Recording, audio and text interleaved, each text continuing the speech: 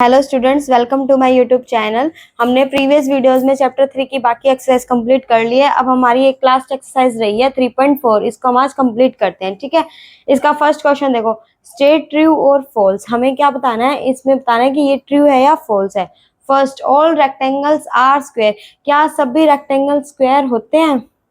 Rectangles की तो क्या होते हैं, लेंथ एंड ब्रेथ होती है, लेकिन स्क्वायर्स की सभी साइड्स इक्वल होती है। तो ये क्या है, फॉल्स, कि सारे रेक्टेंगल स्क्वायर्स नहीं होते। Second, all rhombus are parallelogram. क्या सभी रोम्बस होते हैं वो पैरालेलोग्राम होते हैं? यस, क्योंकि जो रोम्बस होते हैं उनकी सारी साइड्स इक्वल होती है। जो पैरालेलोग्राम होते हैं उनकी भी तो दो साइड्स इक्वल होते हैं ना, अपोजिट वाली। तो ये true. All squares are rhombus and rectangle. क्या स्क्वायर्स रोम्बस एंड रेक्टेंगल होते हैं? यस, क्योंकि उनकी भी क्या होती है, सारी साइड्स इक्वल होती है, स्क्वायर की और रोम्बस की भी। ठीक है। All squares are not parallelogram. क्या सारे स्क्वायर्स पैरालेलोग्राम नहीं होते? क्या ये बात सच है? नहीं, क्योंकि जो स्क्वायर्स होते हैं वो तो क्या होते हैं, पैरालेलोग्राम होते हैं। तो ये फॉल्स, कि स्क्वायर्स होते हैं वो पैरालेलोग्राम होते हैं, जबकि इसने यहाँ पे नॉट लगा दिया, तो ये फॉल्स है। All kites are rhombus. क्या सभी काइट्स रोम्बस होते हैं? नो, क्योंकि काइट होता है वो क्या होता है, उसकी दो अपोजिट साइड्स इक्वल होती है और दो अलग होती है। All rhombus are kites. क्या जो रोम्बस है वो काइट हो सकते हैं? हाँ, क्योंकि जो रोम्बस होते हैं उसकी तो सारी साइड्स इक्वल होती है और काइट्स की दो साइड होती है, तो उसको हम क्या कर सकते हैं, ट्रू कह सकते हैं। All parallelograms are trapezium. क्या पैरालेलोग्राम ट्रेपीजियम होते हैं? यस, क्योंकि इसकी भी अपोजिट साइड्स इक्वल होती है। All squares are trapezium. क्या सारे स्क्वायर्स ट्रेपीजियम होते हैं? नहीं, क्योंकि स्क्वायर्स की सारी साइड्स इक्वल होती है, जबकि ट्रेपीजियम की अपोजिट साइड्स होती है, तो ये फॉल्स। अब हमारा सेकंड क्वेश्चन देखो, identify all the quadrilaterals that have. अब हमें क्या बताना है, क्वाड्रिलेटरल के नेम बताने हैं जिनकी फोर साइड्स हो इक्वल लेंथ की। ऐसा कौन सा क्वाड्रिलेटरल है जिनकी चारों साइड्स इक्वल लेंथ की होती है? तो कौन कौन से होते हैं? एक तो रोम्बस होता है जिसकी सारी साइड्स इक्वल होती है, और एक स्क्वायर होता है। Is it clear? Rhombus and square. Second, four right angles. Right angles कौन से ट्रायंगल्स में होते हैं? देखो, एक तो होता है स्क्वायर में, ठीक है, चारों राइट एंगल होते हैं, और रेक्टेंगल में, square and rectangle. Four sides of equal length, square and rhombus, and four right angle, square and rectangle. ठीक है, इसमें रोम्बस और स्क्वायर आ गया, इसमें स्क्वायर और रेक्टेंगल आ गया। अब थर्ड क्वेश्चन देखो, explain how a square is a quadrilateral. जो हमारा स्क्वायर है उसे हम क्वाड्रिलेटरल क्यों कह सकते हैं, पैरालेलोग्राम क्यों कहते हैं, रोम्बस भी कह सकते हैं और रेक्टेंगल भी। इसका हमें रीजन बताना है। सबसे पहले हम देखते हैं क्वाड्रिलेटरल, कि जो स्क्वायर होता है वो क्वाड्रिलेटरल क्यों होता है। क्वाड्रिलेटरल हमें पता है किसे कहते हैं, जिनकी फोर साइड्स होती है, और स्क्वायर की भी क्या होती है, फोर साइड्स होती है। तो क्वाड्रिलेटरल क्यों है, क्योंकि it has four equal sides. ठीक है, इक्वल साइड्स। अब देखो, पैरेललोग्राम क्यों कह सकते हैं हम, क्योंकि जो स्क्वायर होते हैं, ठीक है, उसकी भी क्या होगी, जैसे ये स्क्वायर है, ये क्या आपस में, ये पैरेलल आपस में, ये पैरेलल है एक दूसरे के। और पैरेललोग्राम में भी क्या होता है, अपोजिट साइड्स क्या होती है, पैरेलल होती है।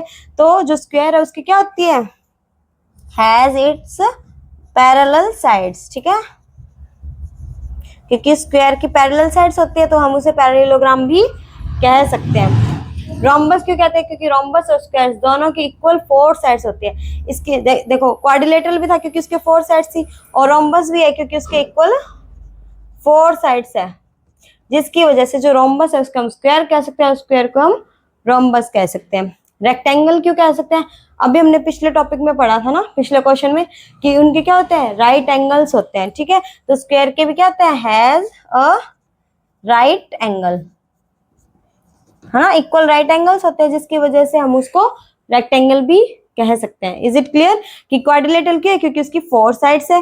रोम्बस क्या है, क्योंकि उसकी जो चारों साइड्स है वो आपस में क्या है, इक्वल है। पैरेललोग्राम क्योंकि उसकी जो पैरेलल साइड्स है वो होती है उसमें इक्वल। ठीक है, और रेक्टेंगल क्योंकि उसमें राइट एंगल प्रेजेंट होता है, रेक्टेंगल में भी राइट एंगल होते हैं और स्क्वायर में भी राइट एंगल होते हैं। अब हमारा नेक्स्ट क्वेश्चन देखो, name the quadrilateral whose diagonals bisect each other. कि सबसे पहले हमें उन डायगोनल्स के नेम बताने हैं जिनके जो बाइसेक्ट डायगोनल्स होते हैं वो आपस में क्या करे, एक दूसरे को बाइसेक्ट करे। तो ऐसे कौन कौन से क्वाड्रिलेटरल होते हैं? सबसे पहले तो हमें पता है ना, स्क्वायर होता है, है ना, उसके डायगोनल्स क्या करते हैं, एक दूसरे को बाइसेक्ट करते हैं, ठीक है। रेक्टेंगल और पैरेललोग्राम एंड रोम्बस, ठीक है। इन सब के क्या होते हैं, जो डायगोनल्स होते हैं वो बाइसेक्ट करते हैं एक दूसरे को। सेकंड देखो, आर परपेंडिकुलर बाइसेक्टर, मतलब जो 90 डिग्री बनाए, ठीक है। हमने पहले वाले कुछ टॉपिक्स में पढ़ा था कि ऐसे कौन से क्वाड्रिलेटरल होते हैं जिनके जो डायगोनल्स होते हैं वो परपेंडिकुलर होते हैं। देखो, रोम्बस एंड स्क्वायर्स, क्यों, इन दोनों की जो सारी साइड्स होती है वो क्या होती है, आपस में इक्वल होती है, जिसकी वजह से उनके जो डायगोनल्स होते हैं वो परपेंडिकुलर बाइसेक्टर होते हैं, मतलब वो 90 डिग्री का एंगल बनाते हैं। और इक्वल किसके होंगे, स्क्वायर एंड रेक्टेंगल के, square and rectangle. Is it clear कि बाइसेक्ट कौन कौन से करेंगे, पैरेललोग्राम के भी बाइसेक्ट करेंगे, रोम्बस के भी करेंगे, स्क्वायर के एंड रेक्टेंगल के। परपेंडिकुलर 90 डिग्री वाले कौन से होंगे, रोम्बस और स्क्वायर के, और इक्वल किसके होंगे, स्क्वायर और रेक्टेंगल के। Is it clear. Next question देखो, explain why rectangle is a convex quadrilateral, कि जो रेक्टेंगल होते हैं उसे हम कॉन्वेक्स क्वाड्रिलेटरल क्यों कहते हैं। सबसे पहले तो हमें कॉन्वेक्स क्वाड्रिलेटरल का मतलब पता होना चाहिए। कॉन्वेक्स का मतलब होता है जिसके जो डायगोनल्स होते हैं वो अंदर की साइड बने, ठीक है। तो देखो, जो ये रेक्टेंगल होता है,